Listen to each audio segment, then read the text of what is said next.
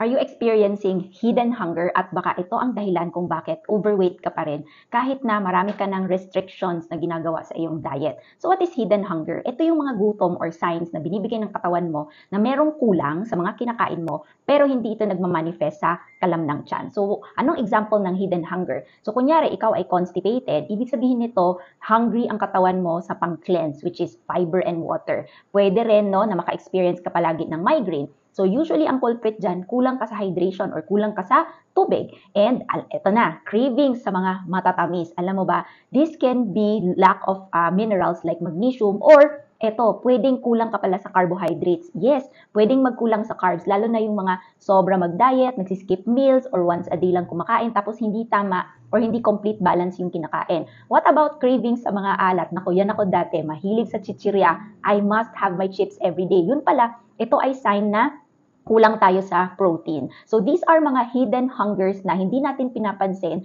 pero meron palang imbalance sa ating nutrition. So are you looking for a wellness coach that will guide you step by step on the proper way to lose weight? Chat tayo!